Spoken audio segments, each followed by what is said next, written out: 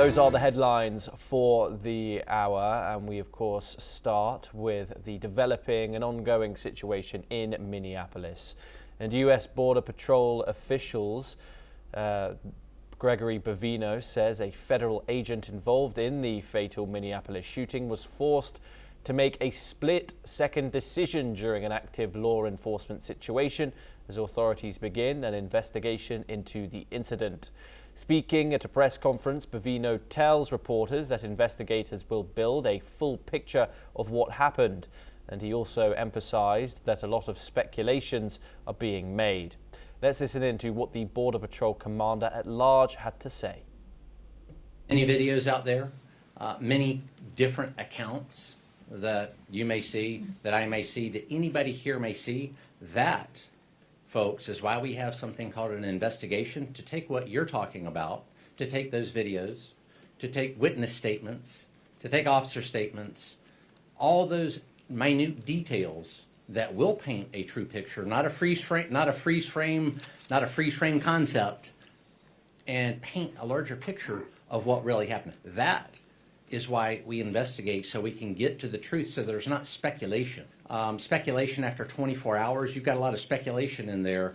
That officer, let's think of what those agents were doing on that scene, making a split-second decision. You've had 24 hours to try and armchair quarterback things.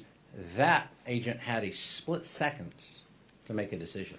2 suspects have been shot, and suspects that assault, delay, obstruct, or threaten a law enforcement officer's life. It goes back to the choices that we just talked about. When individuals make poor choices, poor decisions, come into a law enforcement situation, an active law enforcement situation, conspire to come into that situation.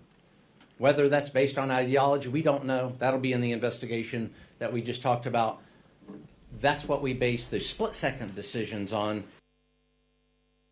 Meanwhile, the Minnesota Chamber of Commerce, speaking on behalf of more than 60 CEOs of Minnesota-based companies, is calling for an immediate de-escalation of tensions following the fatal shooting.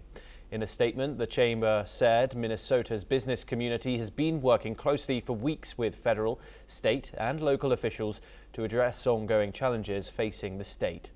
The chamber said those efforts have included communication with the governor, the White House, the vice president and local mayors, emphasizing that collaboration is necessary to move forward solutions. Joining us now is Matthew Verdum, an author and journalist, joining us live from Washington, D.C. Matthew, thank you very much for joining us. We've just heard Bovino there, the Border Patrol at large. He once again defending the actions of the ICE officer who shot Pretti yesterday. However, an investigation has not started, and once again state investigators have been blocked from participating in the investigation, even though the incident occurred on Minneapolis soil, of course.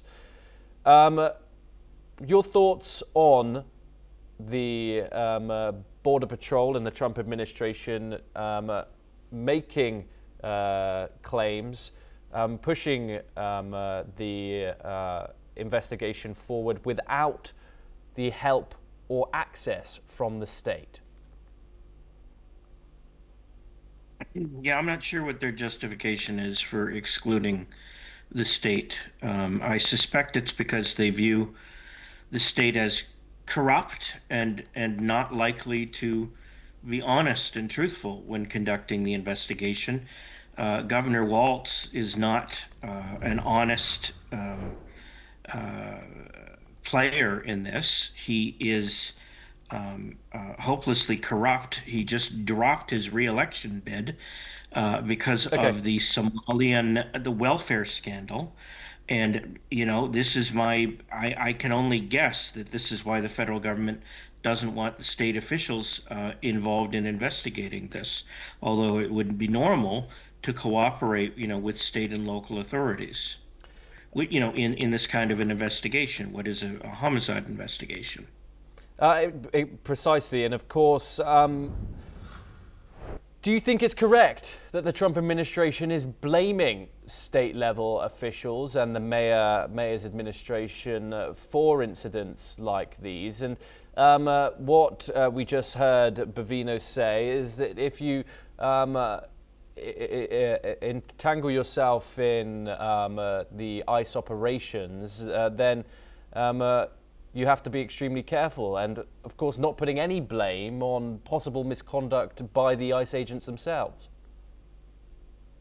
Well, they're investigating to see if there was improper conduct by the federal agents involved. I think ICE is one of the agencies. The Border Patrol is another one.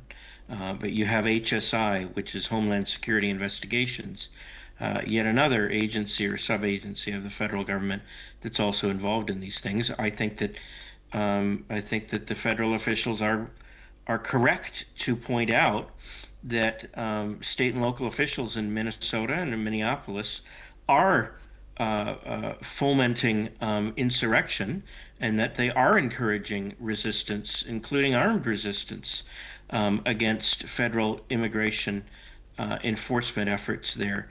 They have made it perfectly clear that they support this kind of activity, and so they bear, if not legal responsibility for what follows, at least moral responsibility for cheering on this kind of lawlessness directed at the federal government. So yeah, I think the federal government, I don't agree with every aspect of how they're handling this. I think they're right on that point. Okay, Matthew, do stay with us as we move on to our next story. Yeah. And media reports have confirmed that the USS Abraham Lincoln struck